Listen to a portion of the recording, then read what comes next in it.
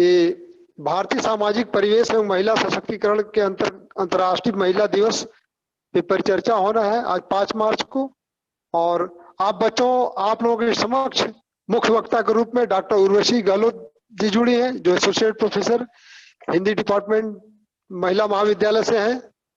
और लेखन आपकी जो लेखन एवं प्रकाशन में हिंदी एवं भोजपुरी की विभिन्न पत्र पत्रिकाओं में कविताओं और आलेखों का लेखन है और हिंदी काव्य धारा में कबीर से दूसरे तक की। मैं बहुत अच्छा लगा आपसे। और मैं भी वही बीएचयू का ही प्रोडक्ट हूँ और वही मैथमेटिक्स डिपार्टमेंट से मेरी से पढ़ाई लिखाई हुई है, बीएचयू से बीएससी एमएससी और आगे की भी शिक्षा दीक्षा मेरी वहीं से हुई है। तो ठीक है डॉक्टर साहब, अब आप हमारे बच्चों का मार्गदर्शन करें। टॉपिक इसका है भारतीय सामाजिक परिवेश एवं महिला सशक्तिकरण अंतर्राष्ट्रीय महिला दिवस। मेरी आवाज आप तक पहुंच रही है? मैं शुरू करूं? हाँ शुरू करिए।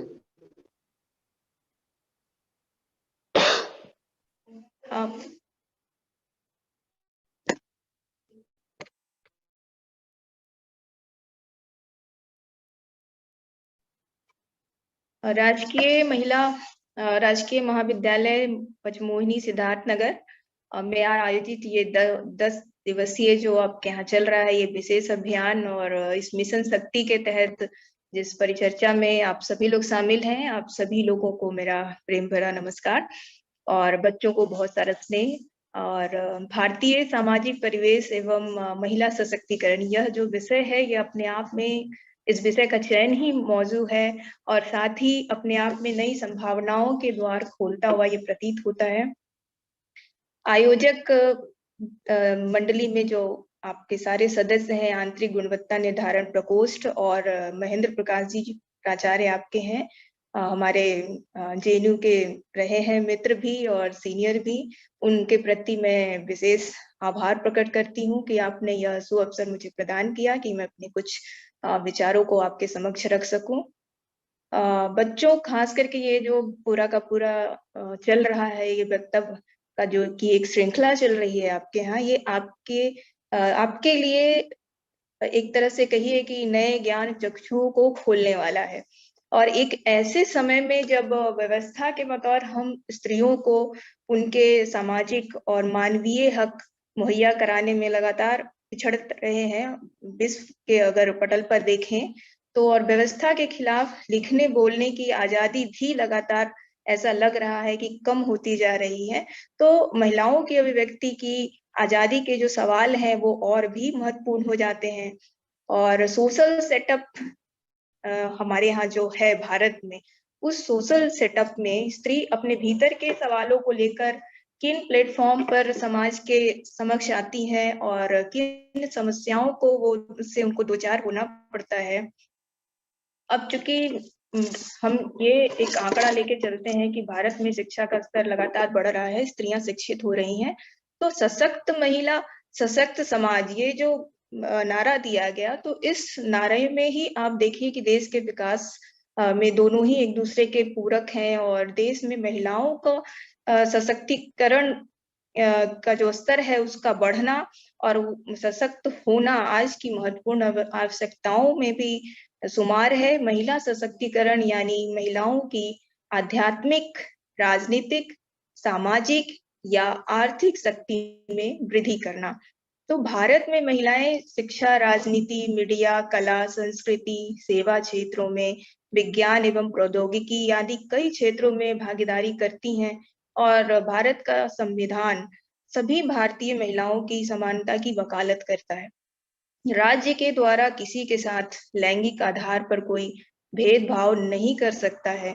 स्त्री को अवसरों में भी समानता प्राप्त है। लेकिन गौर करें कि कुछ ऐसे भी क्षेत्र हैं जो स्त्रियों से अछूते थे, जहां पे स्त्रियों का प्रवेश नहीं था, जैसे वायुसेना में या फिर आप देख लें नेवी में, तो कुछ ऐसा, या जो हमारी सीमा सुरक्षा बल हैं, उसमें स्त्रियों का प्रवेश उस तरह से नहीं होता था जिस तरह से पुरुषों को अधिकार या उनका प्रवेश मिला हुआ था।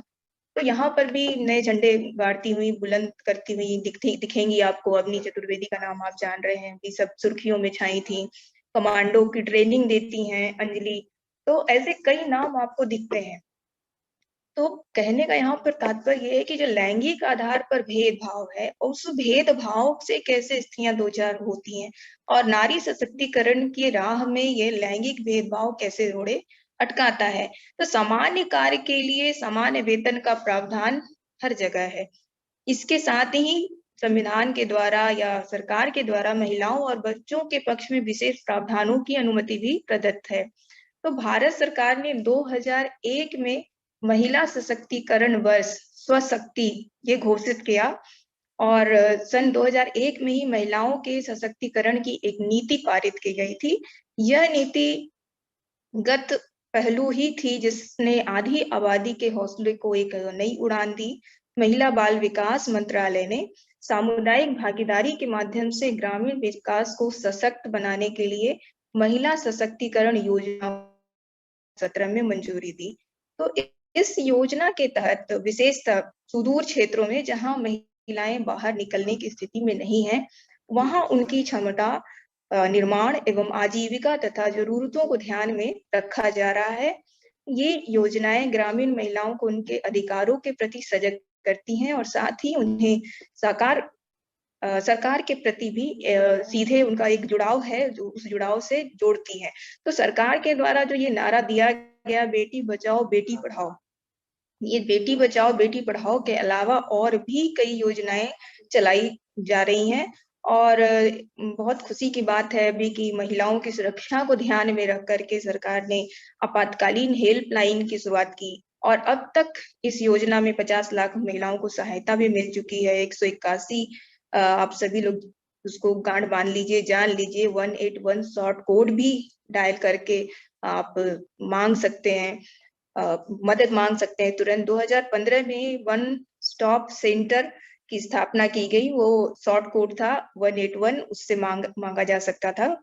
तो आपातकालीन चिकित्सा की जो सुविधाएं हैं वो मिल सकती हैं, सुरक्षा की सुविधा मिल सकती है, विधि या न्याय आदि के विषय से संबंधित भी सुविधाओं को प्रदान किया गया। अब हम जरा सा अपने ऐतिहासिक परिप्रेक्ष्य पर ध्यान डालें, तो ऐसा लगता है कि भारत में जहाँ कहा गया कि यत्र नार्यस्तु पूज्यन्ते तत्र वसन्ते देवता, तो ये जो एक इस तरह से महिमा मंडन था स्त्री का, कि जहाँ पर स्त्रियों की पूजा होती है वहां देवताओं का निवास होता है, लेकिन वही स्त्री इतनी उपेक्षित कैसे रह गई, या कैसे उपेक्षित या शोषण की वो शिकार होती चली गई और एकदम हाशिए पर डाल दी गई। तो आप गौर करिए कि जिस स्त्री को पूजने की बात हो रही है, या जो दुर्गा के रूप में पूजा जाता है, नवरात्र में पूजन का प्रावधान है स्त्रियों को, वही शक्ति की स्वरूपा स्त्री क्या कारण रहे होंगे कि हाशिए पे ढकेल दी गई होंगी। तो इसके कई सामाजिक आर्थिक कारण हैं। आर्थिक कारण इसलिए भी है कि स्त्री जब तक आर्थिक रूप से सबल नहीं होती, जब तक वो अपने पैरों पर नहीं खड़े होती है, अपने निर्णय लेने के अधिकार को नहीं लेती है, तब तक वह हाशिए पर ही रहती है। और धीरे धीरे एक पितृसत्ता का जो विकृत रूप है, वह विकृत रूप समाज में आता है, और उस पितृसत्ता ने स्त्रियों को घर की चारदीवारी के अंदर बंद कर दिया। साथ ही कई सारे उनके ऊपर वजनाएं लगाई गई, बंधन बांधे गए, और घर के कार्य, खास करके जो घरेलू कार्य हैं, उन कार्यों में ही उनको संलग्न कर छोड़ दिया गया। तो शोषण और यातना की जो शिकार घरेलू स्त्रियां रही हैं, ऐसा नहीं है कि उच्च वर्ग की स्त्रियां या मध्यम परिवार की स्त्रियां, उनके साथ या उन लड़कियों के साथ शोषण नहीं होता। उच्च वर्गीय परिवारों में भी शिक्षा प्राप्त उच्च पदों पर आसीन नौकरी पेशा वाली लड़कियों के साथ भी शोषण के कई चरण हैं, और उनके कार्य की गुणवत्ता को, उनकी प्रतिभा को कम कर आंका जाता है पुरुषों की अपेक्षा। तो अधिकतर लोगों का ये कहना है कि अशिक्षा के कारण ही स्त्रियों पर इस तरह से अत्याचार होते हैं या हो रहे हैं। तो ये कुछ हद तक हम सही मान सकते हैं, लेकिन शिक्षा को एकमात्र इसका कारण नहीं माना जा सकता है। कई अत्याचार और शोषण से पीड़ित महिलाओं का ये कहना है कि जब परिवार के लोग या उनके पति उनका शोषण करते हैं या उन्हें मारते पीटते हैं या उन्हें जलाकर या दबाकर गला दबाकर मारते हैं या उनके साथ जो शारीरिक हिंसा होती है, तो उन हिंसाओं के समय वह व्यक्ति, वह पुरुष यह नहीं सोचता कि उसकी पत्नी या उसकी बहू कितनी पढ़ी लिखी है या कितनी शिक्षित है या वह कितना पढ़ा लिखा है, क्या उसके संस्कार इस तरह से करने की इजाजत देते हैं। वैसे भी यदि पूरा प्रभाव शिक्षा का होता तो पुरुष, अधिकतर पुरुष आप देखिए कि शिक्षा का स्तर उनका अच्छा है, तो वो पुरुष शिक्षित होते हैं, परंतु उन पर शिक्षा का कितना प्रभाव पड़ रहा है, यह बात शायद आप लोगों में से किसी से छिपी नहीं है। उनके पास शिक्षित होने के प्रमाण पत्र तो हैं, लेकिन उनकी सोच वही है जहाँ पहले थी, वही पितृसत्तात्मक सोच उनके ऊपर हावी है। तो आखिर ऐसी शिक्षा का क्या काम है जो सामाजिक समस्याओं को दूर करने के बजाय समाज में नई समस्याओं को ही उपजाना शुरू कर दे, उसका ही बीजारोपण कर दे। और आज स्त्रियां अपने अधिकारों के प्रति सचेत, जागरूक हुई हैं, लेकिन जागरूकता के साथ-साथ अपराधों में भी वृद्धि हुई है। चाहे ये अपराध घर में हो या फिर कार्यस्थल पर हो। अधिकांश मामलों में ये देखा गया है कि यौन उत्पीड़न जैसे मामलों में स्त्रियों को ही अपमानित या उनको ही प्रताड़ित किया गया और इतना ही नहीं, उनको चरित्रहीन भी करार कर दिया गया। जितने तमाम ऐसे मामले हैं, हाथरस के मामले हो या निर्भया कांड हो, यहाँ पर आप देखिए कि बिल्कुल 2 पक्ष खड़ा हो जाता है। एक जो है अपराध करने वाले के समर्थन में और एक पक्ष जो है अपराध के विरुद्ध खड़ा है। तो ये 2 पक्ष होने ही नहीं चाहिए थे। ये एक ही पक्ष होना चाहिए था जो कि अपराध के विरुद्ध खड़ा हो। और इसके बाद भी, इस अपमान के बाद भी यदि वे न्यायालय का द्वार खटखटाती हैं, न्यायालय तक जाती हैं, तो उन्हें उचित न्याय नहीं मिल पाता। रिसेंट आप लोग देखे होंगे कि एक लड़की ने बहुत हिम्मत करके न्यायालय का द्वार खटखटाया और बाद में उसको उसकी हाईवे पे उसको कुचल दिया गया। तो इस तरह के कई मामले आए दिन होते रहते हैं। तो इसका कारण क्या हो सकता है? न्यायाधीश पुरुष का होना, क्योंकि वह स्त्रियों की वेदना को नहीं समझ पाता, या उचित न्याय नहीं मिलने के कारण, न्याय के बदले अपमान मिलने के कारण ही अधिकांश पीड़ित महिलाएं या लड़कियां, स्त्रियां जो है वो अंदर ही अंदर घुट-घुट कर अपना जीवन व्यतीत करती हैं, क्योंकि कानून से उन्हें फिर कोई उम्मीद नहीं रह जाती और कानून के द्वारा न्याय पाने के लिए उन्हें आर्थिक रूप से सहायता भी कौन देगा? आर्थिक रूप से भी उनके पास वह सबलता नहीं है।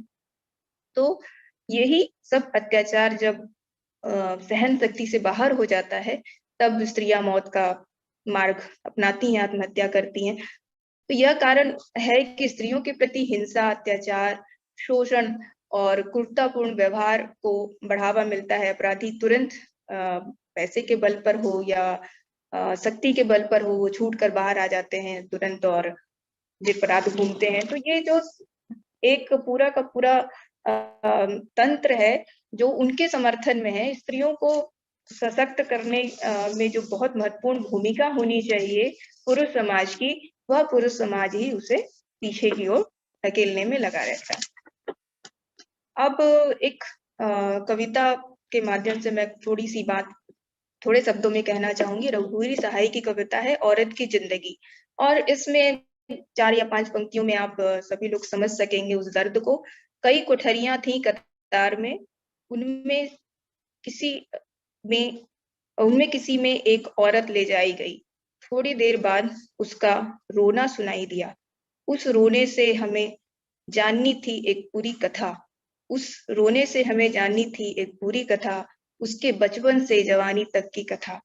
इस कविता में घटना है और घटना में कथा है। घटना जब कथा बन जाती है तब वो अपने घटने के कई प्रसंगों के अंतः संबंधों में विकसित होती है। औरत की जिंदगी में रोने के जितने कारण और जितने प्रसंग हो सकते हैं, उनकी ओर कविता अपना अभिमुख करती है और औरत के प्रति हमारे विचारों और भावों के आयतन को मानवीय अर्थ में बढ़ाती है और गहरा भी करती है। तो औरत के दुख के तत्कालीन प्रसंग, कारण और अधिक से अधिक उसके उस दुख का इतिहास, ये कविता की सीमा है। आप देख लीजिए कि ऐतिहासिक परिप्रेक्ष्य में कुछ ऐसी स्त्रियां हैं जिनका नाम बड़े सम्मान के साथ लिया जाता है। सशक्तिकरण में हम हमेशा उनको खड़ा करते हैं कि लक्ष्मीबाई हमारे पास है, और हमारे पास दुर्गावती देवी हैं, उनके अलावा झलकारी हैं, और ऐसे कुछ योद्धा, रजिया सुल्तान है मध्यकाल में। तो ऐसे कुछ स्त्रियों के नाम हम ले तो लेते हैं और बड़े श्रद्धा से ले लेते हैं, लेकिन वो कितनी है, इन उंगलियों पर आप गिन के देख लीजिए, गिन करके 10 निकल कर आएंगी। और पुरुषों, अब आप ये भी गौर करिए कि हिंदी साहित्य के इतिहास में एक पूरा काल है जो कि जिसको वीर गाथा काल कहा गया, आदि काल कहा गया, और वो पुरुषों के ही शौर्य का वहां वर्णन है। जो राजा थे, चाहे वो परमाल रासो हो या पृथ्वीराज रासो हो, क्या लक्ष्मीबाई पर नहीं लिखा जा सकता था कोई रासो साहित्य, या रजिया सुल्ताना पे नहीं लिखा जा सकता था? तो ये कौन सी मानसिकता इसके पीछे काम करती है? मीराबाई को भी बड़ी श्रद्धा से याद किया जाता है, उनके विद्रोह को भी बहुत, सबसे बढ़िया उदाहरण तो आपको मीरा ही मिलेंगी नारी सशक्तिकरण के परिप्रेक्ष्य में, ऐतिहासिक परिप्रेक्ष्य में।